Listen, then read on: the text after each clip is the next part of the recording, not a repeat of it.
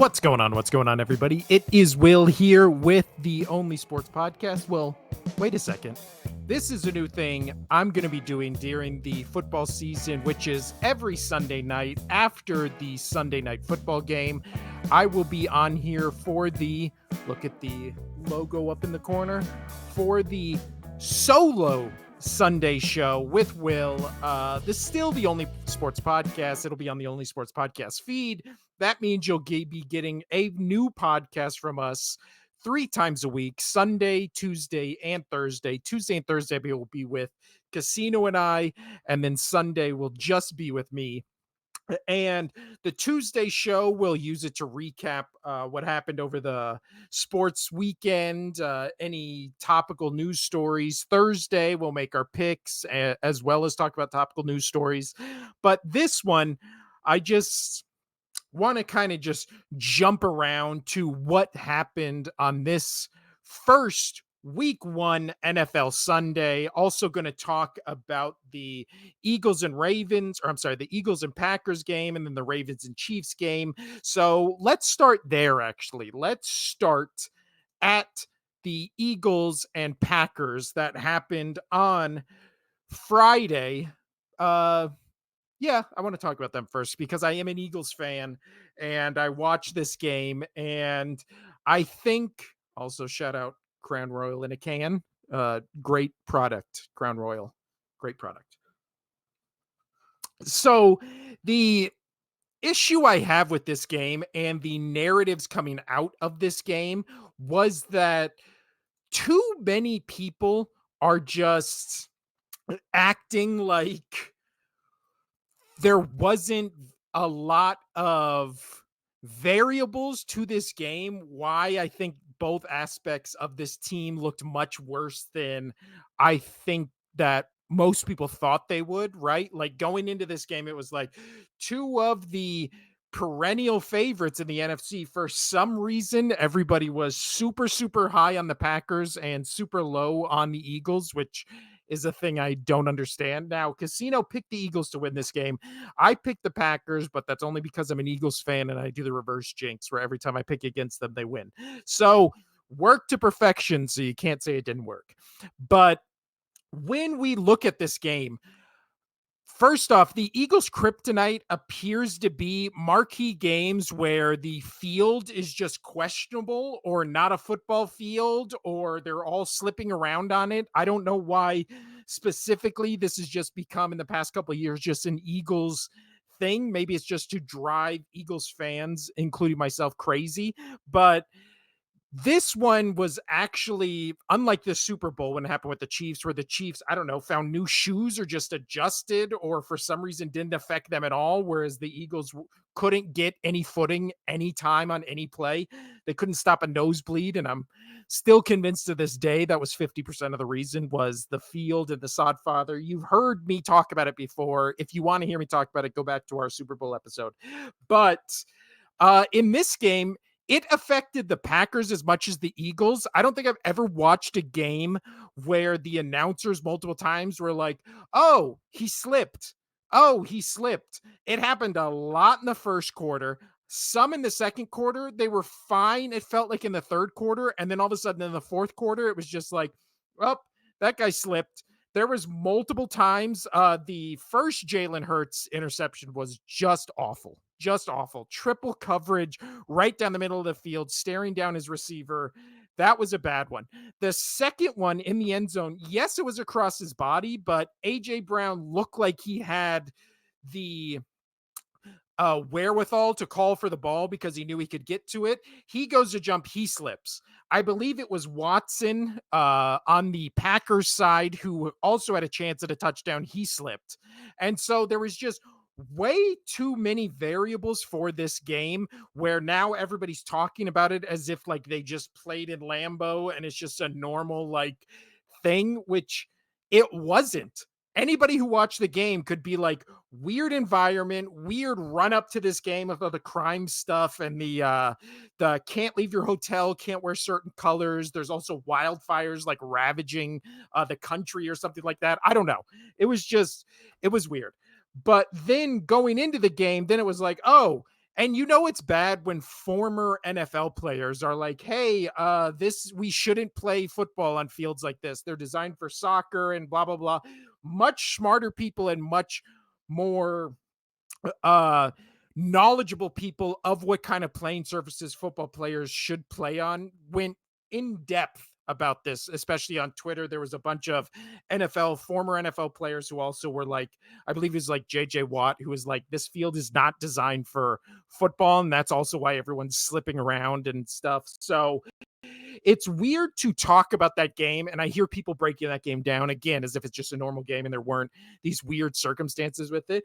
But the two things coming out of that game, I think the Eagles linebackers were looking to be preseason and going into the season the liabilities on that defense, and after that game they kind of look like the strength, right? I still trust the Eagles back end, and I think their secondary especially is much improved from last year. If they can now just all stay healthy, that would be great. Their D line is questionable to me, but again, that might just be from the field perspective. Couldn't get any traction. There's a weird, we'll get to the Chiefs Ravens game in a second. There's this weird thing now where apparently every offensive lineman now is just lining up the wrong way. And we just have to deal with that, but it only applies to certain teams. Again, we'll get to it. But then we have the linebackers of the Eagles just making sacks, making great reads, just all over the field. The guy, Sean Braun, I believe his name was. I don't know if it's Sean Braun. I know his last name is Braun.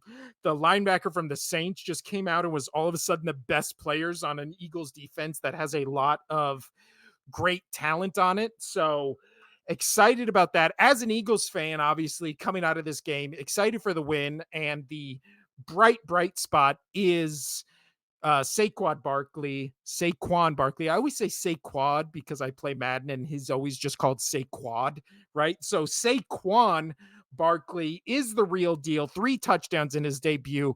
Last time an Eagles player had 3 touchdowns in their debut, it was the year that T.O. came to the Eagles and that team went to the Super Bowl. So only good omens here. It can obviously mean only one thing, that the Eagles are going back to the Super Bowl. I mean, they are my Super Bowl pick, but I also am a homer with unrealistic expectations. So the Packers on the other end, yes, Jordan Love looked rough. Yes, Jalen Hurts looked rough. But again, they both had bright flashes. They both had things that make you go, oh. And again, when I'm watching football, I'm just looking for, when you're having a bad game, do you at least have flashes? And we'll get to some of the Sunday games where there's some quarterbacks where I'm like, where are the flashes with Jalen Hurts, with Jordan Love? I think both of them just had a bad game because of, again, the circumstances. So I think both of them will bounce back. Packers, I am concerned for their defense. The Eagles, again, I'll hold off judgment on both these teams' defenses, but a little less worried about the Eagles' defense than I am the Packers. Packers' offense, their running backs look great. Josh Jacobs looked pretty good. So I think their offense is going to be explosive. We'll see how that defense changes, because I was told Joe Barry, who used to be the defensive coordinator for the Packers, was apparently the worst human being on earth. And first game without him, and defense looked a little choppy. But again, that might be field, that might be conditions. So let's move on. And basically, my takeaway from that game is I still want to see what these teams do in an American football stadium where the field is set up to play football on before I make any sweeping judgments about either of these teams. However, when it comes to the Chiefs versus Ravens opening night, I feel like you can make some sweeping generalizations about these teams based on week one. Overreaction Sunday night after everybody's played. And again, Chiefs and Ravens just look like better teams than almost everybody in the league, right? Like the Chiefs clearly are on a quest for a three-peat. They have a real shot at it because it doesn't look like anybody can match what the Chiefs are, right? Which is this juggernaut who just always finds ways to win. They look like they're going to have a top 5 defense again. Mahomes now looks like he has Rashid Rice and Worthy, and Kelsey is just having, when all the question marks, he came back and had a great game. So Again, no question marks with the Chiefs whatsoever. It's just, can they sustain this over a full season? Can they do the run again? Will the wear and tear ever catch up to this Chiefs team? Now, on the Ravens side, again, Lamar Jackson and Jalen Hurts apparently are the only two quarterbacks you can ever judge for anything bad they do, and anything that they do well is only because of the teams they're on. Right? It's just Jalen Hurts and Lamar Jackson. No other quarterback. Again, Patrick Mahomes never had any weapons. He's doing this by himself, despite having the maybe best offensive play calling coach in NFL history, maybe the top one or two best tight end in NFL history compared to where you if you're taking Gronk or Kelsey. He always has a top 10 defense that just seems to get better every year. But again, Patrick Mahomes just does it by himself. Never has any weapons except for one of the best offensive coaches of all time. But Jalen Hurts and Lamar Jackson, they have all the weapons in the world. And apparently they are the only ones allowed to be criticized for that. So you look at Lamar Jackson, and he had a rough, 2.5 quarters, and then all of a sudden it gets into the fourth quarter. He turns it on. He takes the game over. He looks like he's running at half speed, and everyone still cannot catch him. He's every time he breaks the pocket, it feels like he goes for 25 yards without issue. It with untouched. He's just always buying time, and then of course this game ends with the what is he, a tight end, I believe, in double coverage, catches an absolute laser, and then is a toe over the line. Game ends. We were robbed. I mean, it was a great game, but we were robbed of a potential overtime, even greater game than what we got. But after this game, with the Eagles Packers, I still need to see both. I still need to see both teams play another game before I kind of evaluate what they are and what they can be this season. Chiefs Ravens, if this was the AFC Championship game, you told me if I could make a bet that this was the AFC Championship game tomorrow, I would take it. Right? I don't think no team I saw in the NFL today looked better on, especially on the AFC side, than the Chiefs and Ravens. And we'll see. I'm recording this Sunday night, so we'll see Monday how great the Jets look. But if you've listened to our prediction videos, I have no faith in this Jets team. So Chiefs Ravens, they look like the 1 and 2 best teams, definitely in the AFC, maybe in the whole NFL. But let's move on to the other game. Now, finally, let's get to Sunday. And I picked, so how I did this is I wanted to do little segments, right? So I picked the top 3 stories of the NFL weekend. For me, it was Chiefs, Ravens, Eagles, Packers. And then the third for me, shockingly, is the Texans Colts game. What a great game. I mean, first off, maybe the highlight of the entire NFL weekend, and I'm including the Thursday and Friday games, and I'm even going to include from the past before I even seen it. I'm going to include anything that happens in the 49ers Jets game. The best play I saw this weekend was Anthony Richardson. He slips, he almost fumbles the ball, almost gets sacked, stands up immediately, and then launches an absolute rocket 60 yards in the air for a completion. I've never seen someone, he didn't even cork his arm back. He literally just went like boom. And it was 60 years, a dot right down the field. And his guy, I mean, only his guy could have caught it. That was one of the best throws I've ever seen in my life. If you didn't see that, also go follow us on Twitter at the Only Sports Pod. I couldn't put podcast. I don't remember what it is. Please hold while I look it up and do a shameless plug right here. Go follow us at Only Sportscast. That's what it was. Only Sportscast on Twitter, just sharing all the commentary throughout the day from myself. Casino doesn't do social media, and if he did, he would probably be terrible at it. So I handle all their social media. You can hear my hot takes all day, and then I'm just sharing every clip. But yeah, that was, I mean, and then not to be outdone, CJ Stroud, on the other hand, this was just bomb after bomb after bomb. This was a fun, remarkable game to watch. The Colts almost pulled it out, but the Texans just eke ahead with the victory. I think the AFC South's going to be a lot closer than people thought because I also liked how Jacksonville looked today, even though we'll get to them in a minute, but they kind of gave the game away there against the Dolphins. But Texans and Colts look great. Jaguars look great.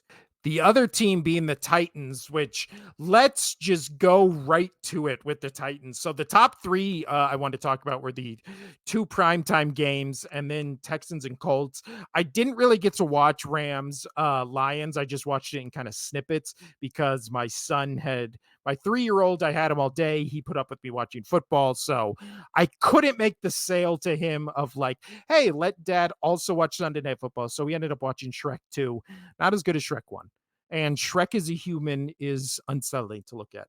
But let's transition to the stories of the day. So that was my top three that I want to talk about: Eagles, Packers, Ravens, Chiefs, Texans, Colts. And then my stories of the day. Let's just go straight to Titans, Bears.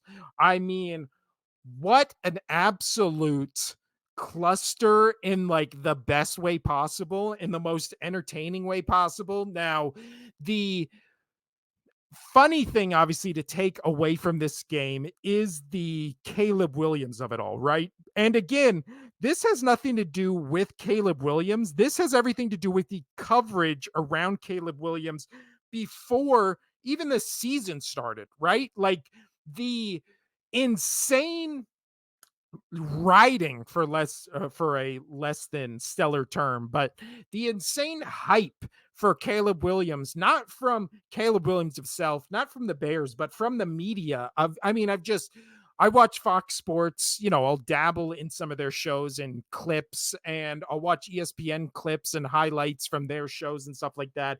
I never sit down to watch these shows, but I always see clips of them being like, Caleb Williams. And again, I don't know these people's names who say these. So whenever I call somebody out, I don't know who specifically I'm talking about because, again, I don't follow or watch the shows. I just see the clips, and it'll be the same clips of 5 or 6 guys, but I don't know who they are. So I'm not calling out these people specifically, just their horrible, horrible takes. And there's a guy out there going like, Caleb Williams, already the best quarterback the Bears have ever had. And you're like, how could you say that before you've ever seen him play a game? Because in one preseason game, he spun around and threw it to a guy and it was a nice pass. Like, that's insane. But in his highly, and again, nothing against Caleb Williams. This is all the coverage of him going into this game. Before this game, it was like, oh my God, he's going to break the rookie passing record. You thought what Stroud did last year was impressive. Wait till Caleb Williams gets in there. He's going to, against this terrible Titans team, he's going to light them up, right? Like, get ready for the rookie record books. That's all you heard, right? I mean, you have some people picking the Bears to go to the Super Bowl where, again, as an Eagles fan with the 2010 Dream Team, I have reservations with ever picking a team that's never done it before, who just pays every free agent in the offseason to build a new team, all suddenly just being this great, amazing, cohesive unit that just goes to the Super Bowl. It never happens. Will it? I don't know, maybe one day. Will it with this Bears team? After what we saw today, probably not. Caleb Williams finished the game 14 of 29, 93 yards, 0 touchdowns, 0 interceptions. And I'll tell you what, 14 for 29, 93 yards. It looked worse when you're watching the game. I watched almost this entire game because I was immensely fascinated just by the Caleb Williams takes. And every, out of 14 completions, maybe 3 or 4, you're like, wow. And again, that's my criteria for especially young quarterbacks is, do they have a couple wow plays in them a game? Yes. But guess who also has a couple wow plays per game? And that would be Justin Fields, who, again, with this Bears team, with this Bears roster, would he have done worse than Caleb Williams today? It's hard to think he would have, because we'll get to the Steelers game in a minute, but against what I think is a better Falcons team overall, especially a better Falcons defense, seemed to be doing a lot better than Caleb Williams against a Titans team that many, including myself, picked to be one of the 5 worst teams in the league. But the best player on the field today for the Chicago Bears, well, I should say best quarterback on the field for them, was Will Levis. 19 of 32, 127 yards, 1 touchdowns, 2 interceptions. The last interception that sealed the game was awful. I mean, you can watch again. I was on Twitter, X, or whatever you want to call it, all day, just watching clips in the games and tweeting and all that kind of stuff. You can see breakdowns of Will Levis just rolling to his left in a clean pocket instead of stepping up and just throwing a badly placed ball, badly thrown ball into coverage that the second it left his hand, the announcers were like, oh no, because it was clear the Bears are going to pick it off. It was the easiest pick six of probably that Bears player's life he'll ever get. And then Will Levis is just on the ground, on his knees, just like hands on his head, clearly knowing like that's going to be one of the worst throws you ever see. So we would be talking about bad quarterback play and the Bears again. I am on the thought process of like give Caleb Williams time and he could develop to be great. He could not. I'm one of those people that's just like he could pan out, he could be good, he could be bad. You never know, right? I would never stake my reputation on being like Caleb Williams, the best quarterback the Bears have ever had, going to take him to the Super Bowl, rookie of the year, like all this kind of stuff. Now, I did pick him to be rookie of the year. Again, this week 1 overreactions. I do think he bounces back, but again, we were promised as the viewing audience by everyone in the media, and I say everyone in quotes, but most talking heads in the media that like he's going to be good immediately. Right? Again, the CJ Stroud comparison last year. You thought he was good. Wait till you see this. But let's move on to the other top story of the day for me. I have 3 of them. Is let's actually talk about that Falcons Steelers game and the uh Kirk Cousins, Justin Fields of it all. So yesterday, I believe we started hearing the rumblings that, Russell Wilson, he can't play. He's got an injury. So it's going to be Justin Fields. He comes out 17 for 23, 156 yards, with a much less offensive weapons, much worse running back, offensive line, much worse offense than anything the Bears have, right? After the Bears retooled and rebuilt their entire team for Caleb Williams. Still goes 17 for 23, 156 yards, rushes 14 times for 57 yards. And again, as many plays, if not more than Caleb Williams, where you're just like, wow. And, you look at all these teams and it's like, how did the Raiders let Derek Carr go without any contingency plans, right? How do the Bears let Justin Fields go for a rookie when, again, you kind of look at Caleb Williams, you look at Justin Fields, and it's like, is there that big of a difference in the NFL? Now, in college and coming out of college, there might be a wide chasm where it's just like, this guy's a clear number 1 pick, and this guy, Justin Fields, is whatever he was picked that I don't recall at the top of my head. But then you also look and it's like the Browns getting rid of Baker Mayfield and replacing him with Deshaun Watson. And it's like, what did you think Deshaun Watson would be that Baker Mayfield couldn't be or wasn't? Right. And again, everybody can say, oh, well, we've seen in the past with Deshaun Watson. Yeah, but when the Browns got him, he hadn't played football in a year and a half.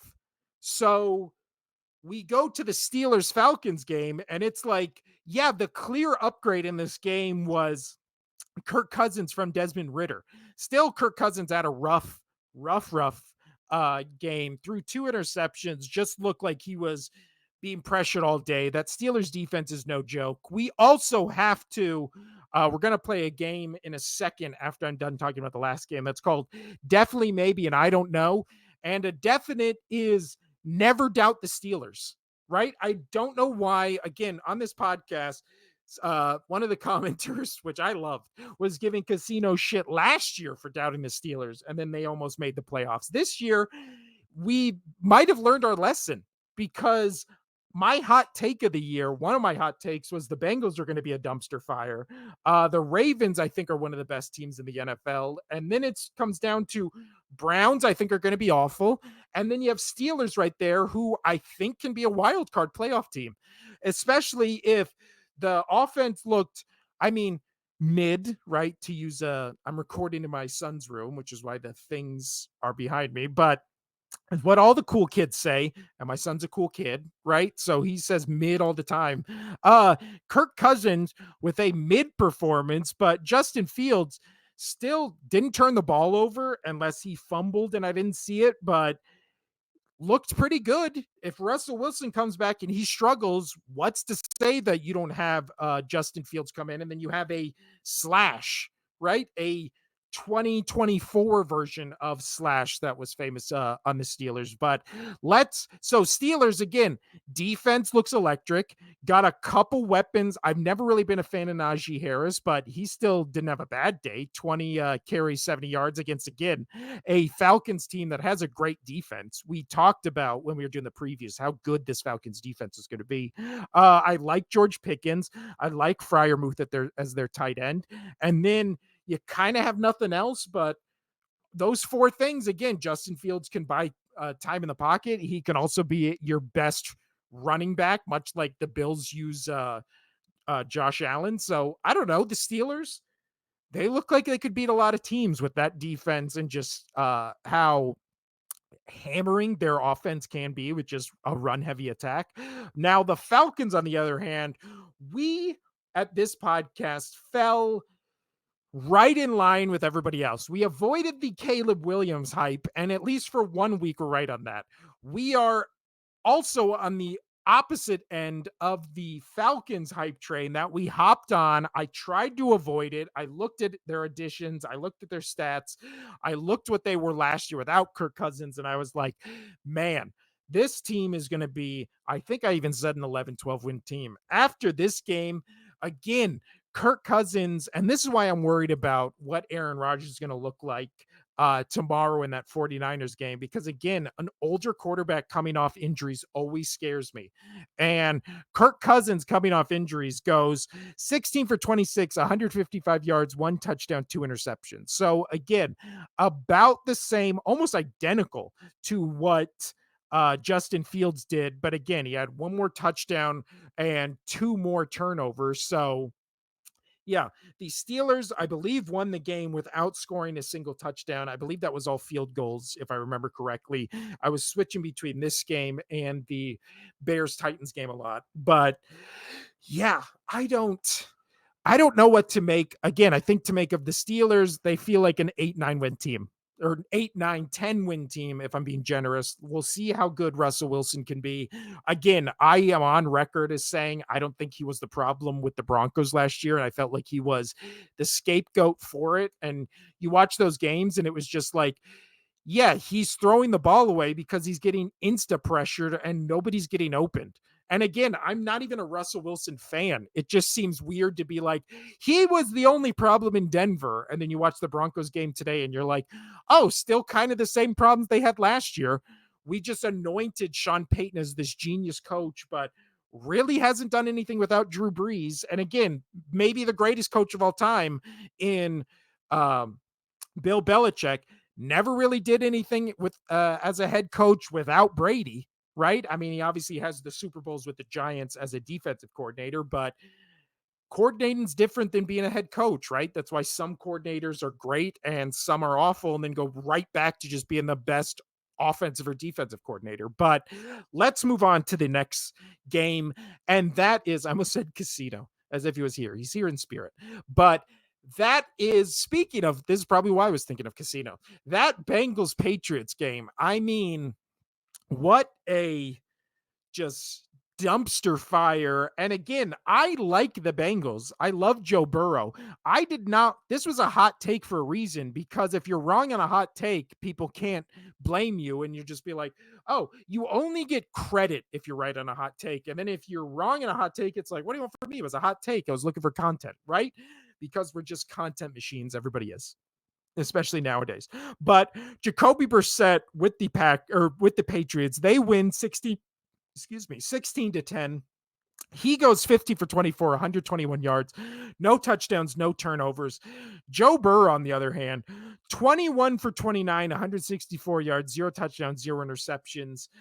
He also rushed 4 times for 15 yards, but again, he just did not look as dynamic of a passer as he has been in the past. Again, he's not an old quarterback, but still, he's coming back from an injury. Again, no player has ever had to come back from, right? So everything you hear about what injury he had, it's like we've never seen a player come back from this. So this is week one. I'm willing to give all these teams mulligans, right? Because again, I never judge really, I never would make my Super Bowl pick based on a week 1 to week 4 performance. I think after a month where you've played 4 games, that's the equivalent to now nobody plays people in preseason. So that's the equivalent to playing, right? Your 4 preseason games, playing against 4 different teams, going through the motions. I think by week 5, that's when you can finally start making, like your this is a good team, this is a bad team judgment, except for what I'm about to do next, which is pick 2 teams who I definitely know will be bad and continue to be bad. But as far as week 1 overreactions go, or week 1 panic mode, I think both of those fit the Bengals, because I was not high going or not high on this team going into the season. I might be high right now. Just kidding. I wish. But I was not. Let me take a drink on that.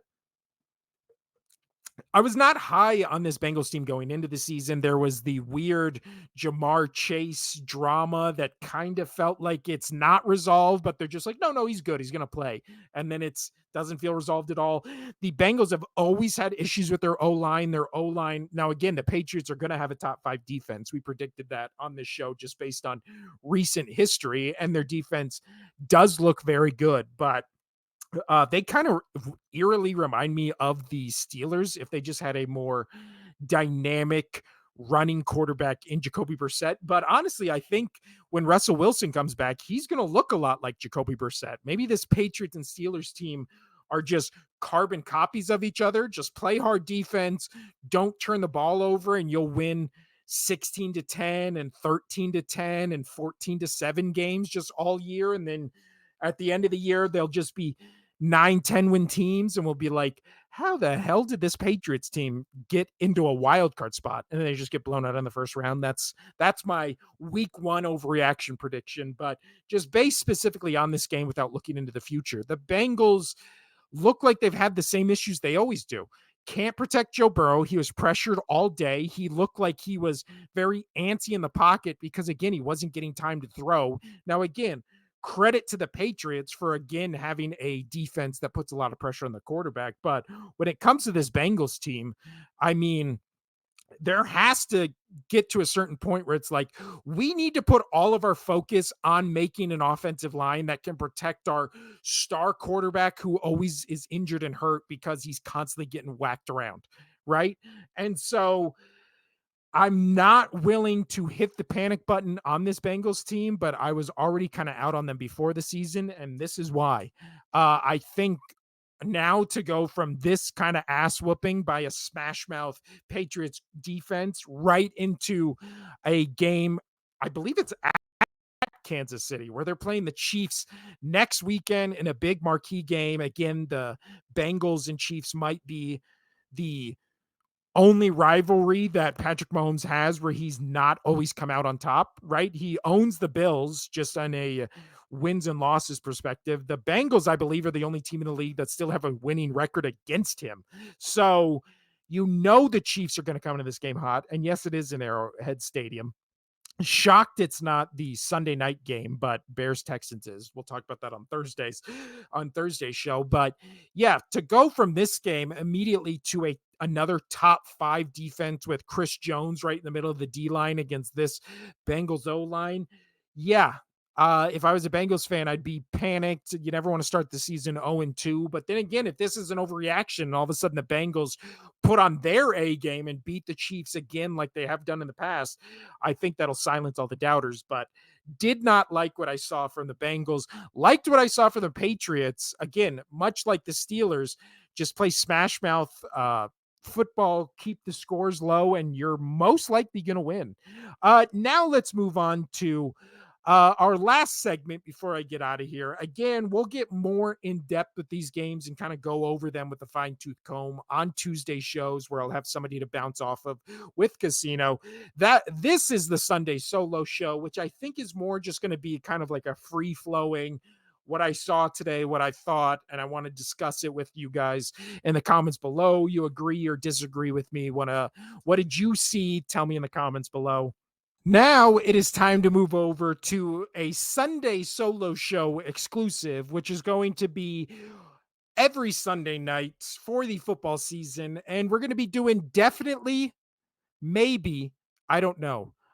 Also don't know if I spelled definitely correctly, but I Googled it and that's, they say that is what it is, but it still looks wrong to me. But maybe that's why I misspelled it the first time.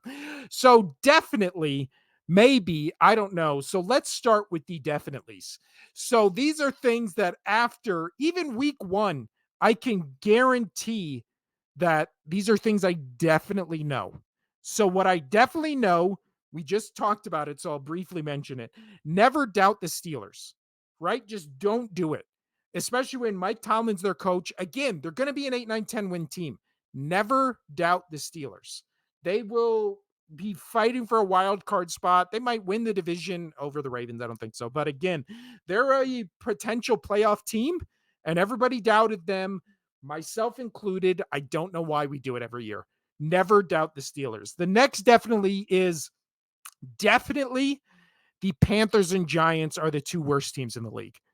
I think without question, we can definitely say that after week one, because again, looking at all the week one matchups and teams and what everybody did, even the teams like the Raiders still showed me a little something, right? Against the Chargers, where I'm like, oh, this Raiders team is going to be bad, but I don't think they're going to be, you know, a struggling to get 1 or 2 win team. I think even the Titans, they were up what 17-0 or 17-3 at one point where you're just like, huh, okay, maybe the Titans are better than we thought. Cardinals, I picked as my upset pick against the Bills. That's a game I wanted to talk about today, but wanted to keep it a little short. So we'll definitely talk about that on Tuesday. But then you look at all the other teams, Vikings, a team that everybody thinks is going to be awful. Not me. I called the Vikings being much better in our predictions than I think people were expecting them to be. Even with JJ McCarthy, I was like, everybody else on this team is pretty damn good. They have pretty good groups of players at all positions except quarterback. And then we look at what the Vikings did against the Giants with, again, Sam Darnold, who is by every metric, one of the worst quarterbacks in the NFL every year, right? We read that stat when we were doing our predictions a couple episodes ago. But Sam Darnold against this Giants team, 19 of 24, 208 yards, 2 touchdowns, 1 interception. I believe he also, he rushed the ball 3 times for 3 yards. I don't know why I had to throw that in there like he actually did something. And I was like, oh, we missed that huge run he did. We didn't. But this Vikings team, again, don't sleep on them, but we're not talking about the Vikings. Do sleep on the Giants. Daniel Jones, 22 for 42, 186 yards, 2 interceptions. Why are you having Daniel Jones throw the ball 42 times? Oh, it's because you were losing most of the game and you have no running back to lean on, because the running back you were like, nah, we're not going to pay you, just went to Philadelphia and is now probably the best player on a stacked team, right? Where the entire offense of this, again, could have been Patriots and Steelers, where it's just like, spend all your money on the defense, have a good smash mouth, hard mouth, or hard hitting defense who can keep you in games, and then just have Daniel Jones be a game manager, run the ball when he can, and then hand it to Saquon Barkley. I always say Saquon again. Hand it to Saquon Barkley 25 times a game, and then just beat teams 17-10. That is clearly what the Giants probably should have done, but instead they hitched their wagon to Daniel Jones and they put up 6 points. So again, against a Vikings team, I think is going to be much better than everybody assumes they're going to be. But, you know, I don't think it's going to be a world beater any day soon. Let's go to the next definite, last definitely of just a, I mean, really great week one. Not a lot of bad games on here. Deshaun Watson might be the worst quarterback in the league. Panthers, I kind of skipped over, but again, I think Bryce Young is in that discussion as well. But at least he is what, a rookie playing his first game in his second year. So at least I can, with a bad roster. He was Bryce Young, 13 for 30, 161 yards, 2 interceptions, looked much worse. But again, his offense at least has some semblance of weapons, right? Unlike the Giants, where they have Malik Neighbors, and then I couldn't name you another single player they have. I know they have Singletary now, right? Replacing Saquon, but yeah, that again, Giants just look like a dumpster fire. Everybody predicted they were going to be a dumpster fire. Carolina Panthers also look like a dumpster fire. Everybody predicted they were going to be a dumpster fire. We nailed that right on the head at this show, but I don't think we went out on a limb by saying the Panthers and the Giants would be the two worst teams. And you know what? That was reaffirmed after week one because wow, did both those teams look bad. And it all starts with the quarterback. And if you're giving up 47 points to the Saints, who is probably at this point the third best team in a weak NFC South. I mean, what are you doing, Panthers, who are clearly the worst team in the NFC South? But yeah, just getting blown out by a Saints team who, great for the Saints, but I think you can pretty much bet money on anybody playing against the Giants and Panthers this year and probably win your bets. Another team that I just mentioned that I think you can win a lot of money against is Deshaun Watson this year. Because if Daniel Jones and Bryce Young didn't exist, I think Deshaun Watson would potentially be the worst quarterback in the league. And that is, first off, insane to say for how good we've seen Deshaun Watson be in the past, and then how much money, not only Daniel Jones, like you think Daniel Jones got a lot of money. Did you hear how much Deshaun Watson got? And then he comes out and against, again, a Cowboys team that is going to have a great defense all year. They still do, or Deshaun Watson still goes 24 for 45, 169 yards, 1 touchdown, 2 interceptions, throwing the ball 45 times and not even breaking 200 yards. And again, when he scrambled 5 carries, 39 yards. He looked like he was running for his life all day. Does Deshaun Watson like football anymore? Do the Browns like Deshaun Watson at all? Does his offensive line like him at all? It just seems like nobody likes this guy. Rightfully so. You probably shouldn't like this guy, right? Because of what he's been accused of and alleged of. But, you know, one person says you're an asshole and you're just like, all right, well, maybe me and him just had a bad interaction. Hundreds of people say you're an asshole. You're probably an asshole, right? So one masseuse, oh, that's weird. Maybe she's trying to get money. I don't know. Like thinking of the worst, right? Like way to slander a victim, right? That you can say to defend a guy who is indefensible, but still there's people out there. I'm not one of them, but 20 masseuses say you're a creep and doing weird shit. You're probably a creep and doing weird shit. Again, allegedly, because you have to say that. But yeah, definitely Deshaun Watson is bad, and this Browns team is, nobody's rooting for this Browns team. I don't even know if Browns fans are rooting for this Browns team. I was rooting for it when it was Joe Flacco. I was rooting for it when it was Baker Mayfield. It's fun, even if you're not a fan of these teams, it's fun to root for the Browns, the Lions, the Jets, just like the lovable losers that could potentially be good. Again, I trust this Browns defense. I mean, the Cowboys got 33 points. One of them was on a punt return. One of them was, I think, defensively, because offensively, it was Dak Prescott who got paid today. Congratulations, Dak. He was 19 for 32, 179 yards, 1 touchdown. So it's not like, you know, they were the Giants of last year, where they were just getting hung up almost 50 points, and it looked like the Cowboys were unbeatable. It was like an average day for the Cowboys and still beat this Browns team easily, pretty much because Deshaun Watson shit the bed. But well, you got to get massaged in the bed you make, right? So hopefully it was worth all the money, because it doesn't look like you're going to be there's no way after he gets benched or cut from the Browns and they just take a massive cap hit, that another team's going to take a risk on him, right? That was the whole thing, where it was like, why if you're the Browns organization do you give so much money to a guy that no other team was going to take a flyer on? I mean, ugh. But yeah, the Deshaun Watson hatred this season is going to be fun. Again, I don't know why it's bad to be a hater. People hate things all the time. Like, yeah, why is like, it's fine if you hate things that are justified to be hateable. Deshaun Watson, in my eyes, justifiably can be hateable. So that's going to be fun to just be the ultimate Deshaun Watson hater all season. Bryce Young, I don't hate Bryce Young. I wish him well. I just don't think he is an NFL quarterback. And I think that's been proven over the season and one game we've seen of him. Now let's move on to the maybe. And this is things that you can say, I need some more evidence of it. I want to see more games played. I want to see what this team or player is throughout the season.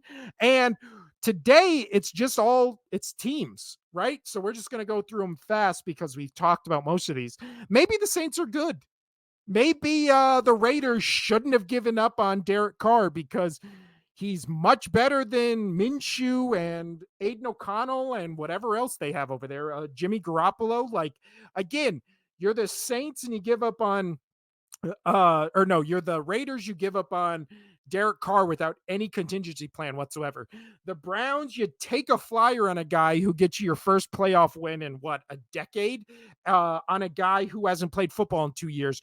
Why do these teams just think the grass is always greener when you have a competent quarterback you can just build around? But no, we have to get Gardner Minshew, and we have to take a flyer on Aiden O'Connell, and let's bring over past his prime Jimmy Garoppolo, who can't stay upright for 2 games in a row. And that is where we get to the Saints, which is Derek Carr just having a field day. Again, temper expectations a little because it's against the worst team in the league. But Derek Carr goes out there, throws for 200 yards, 3 touchdowns on 19 completions, 23 attempts. And then Kamara Williams gets in on it. And yeah, maybe the Saints are good. I don't know. Let's see them play an actually good team.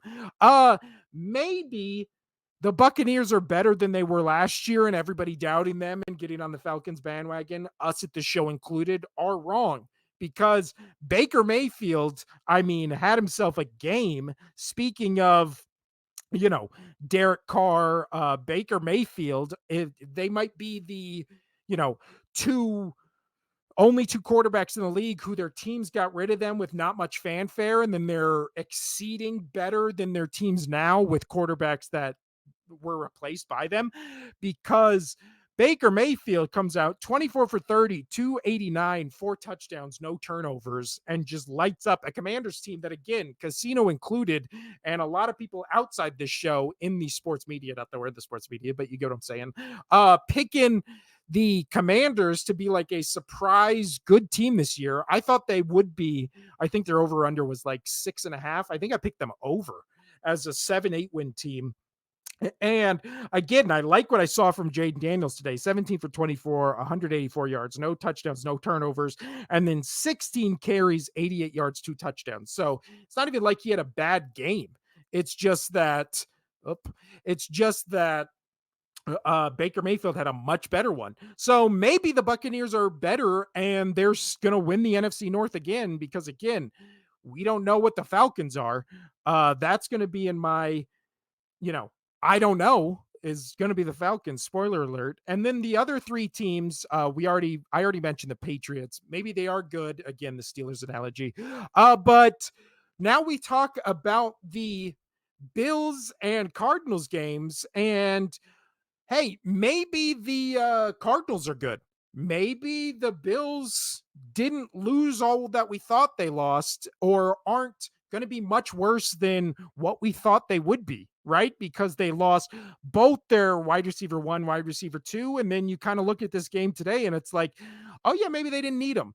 Maybe Josh Allen has ascended beyond needing someone like a Stephon Diggs to actually be a threat, because today 18 for 23, 232 yards, two touchdowns. He also rushed for nine carries, 39 yards, and two touchdowns. And yeah, he looked great against, again, a team that many people were picking back as a bounce back team, myself included, because of how injury prone the Cardinals were last year.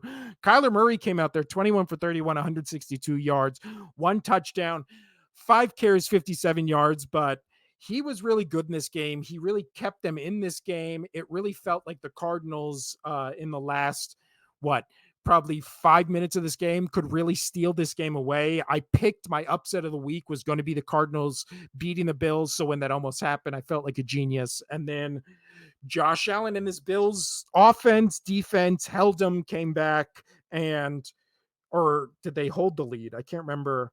Yeah, so originally it was, yeah, the Cardinals were up 17-10 going into halftime, and then all of a sudden Bills score 14 in the third and then kind of held on to it till the end. But yeah, I thought this game was great. It was entertaining. This is going to be the one of the games that I'm going to rewatch, like the condensed version of it, before Tuesday's episode, so we can talk more in depth about it. But yeah, maybe the Cardinals are good. Maybe the Bills are still the class of the AFC East. I don't know. Because again, the Dolphins come back today on the Jaguars, but at one point they were down 17-3, almost going into the fourth quarter. So who knows? And again, the Dolphins have so many question marks. Tyreek almost gets arrested before the game. Not that that's like a thing that's going to happen every week, but again, there's just weird stuff with the Dolphins. It's always weird stuff. But now we move on to the I don't know, right? So we did the definitely, we did the maybe. Now here's the I don't know. I don't know anything because I couldn't think of anything to say right there. But no, I don't know what if this Chargers team is going to be good. That was a weird game against the Raiders. It was just weird. It was like uh Herbert didn't play great. He didn't play bad. It was just like kind of, it did really just feel like you're watching a Harbaugh Michigan game, which is just like, oh yeah, they're winning this game kind of easily, but it just doesn't feel as dominant as you want it to be. Right? Like you're watching it and you're like, this Raiders team is bad, but the Chargers are kind of keeping them in the game. And it's just one of those things where you're like, I don't know if the Chargers are good. I don't know if how far they can go. I don't know what they're going to look like when they play the Chiefs. I don't know. I need to see more from it. Same can be said for Broncos and Seahawks. That again, these are all just weird games where I'm like, I don't know. The Seahawks had just a like one of the worst starts to a game you can ever have. I'll throw the Eagles right into that, but then they didn't bounce back with the Eagles, but then they kind of did because they won, and it looked like they were swimming upstream the whole game, and then all of a sudden it's like, oh, the Seahawks are going to easily win this game. Bo Nix, fine, right? As a especially for a rookie quarterback, fine. Didn't had some plays, but didn't really do anything that blew me away. I'm not the biggest Sean Payton fan. I don't have any faith whatsoever in this Broncos game, but 26 or 42, 138 yards, two interceptions. He also carried the ball 5 yards, 30 or 5 times, 35 yards, one touchdown. Again, for a rookie quarterback against a Seahawks team that is potentially going to have a revamped defense. I think even saying fine is generous. He looked not good, but again, he's a rookie, and there's going to be quarterbacks who have bad games here and there. It's not going to be CJ Stroud every year, right? It's going to be Jordan Love, where half the games they play in a year are bad, and then half of them you're like, wow. And then they get paid $300 million, right? So is Bo Nix the guy? I don't know. That's why it's in this category. I don't know. I would like to see more from it. My last I don't know of the day was the, oh, did I have that in the I don't know or the maybe? Oh no, it was the I don't know. Are the Falcons good? We talked about in the Steelers game. I don't know. They have too many good offensive weapons to be as bad as they were today. So are the Steelers good? I don't know. But again, definitely never doubt them. Are they good? I don't know. But I definitely wouldn't bet against them as I did today. And I lost that bet because I picked the Falcons and the points. And then they got mollywopped by the Steelers, right? Just pushed around. So are the Falcons going to be good this season? I don't know. But maybe the Buccaneers are going to be really good. So after this week, very few definitelys, a couple maybes, and a lot of I don't knows. A lot of I don't knows. Like, are the Cowboys good? I don't know. They played maybe the worst quarterback in the league and made him look like it. So is that credit to the defense or shame on what Deshaun Watson has stolen from the Browns? I don't know. But this is the end. I went definitely longer. I was like, oh, it'll be 30 minutes tops. And then I almost doubled that. So if you listen to this, thank you. Let me know you're definitely maybe and I don't know below. Just give me one of each, right? And we can have fun with that. So this was the first Sunday solo show. I'll be doing this every Sunday night after the Sunday night game. We will talk more in depth about the Rams Lions because I don't really get into that at all. Because again, I saw bits and pieces here and there. We'll get into the Rams Lions game. We'll talk about the Jets 49ers game on Tuesday's show, and then we'll dive into the rest of these. We're going to be debuting a new segment on Tuesday's show, which will be much like kind of definitely maybe, I don't know, it'll be marquee, mid, and miserable. And that'll be the games. We'll put each of these games into a category, and then we'll also do the picks that way as well, just so I can break them up easier.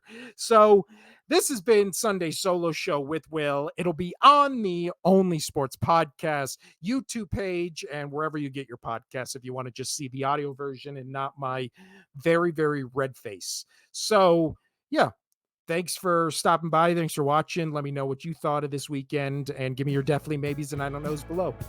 Adios.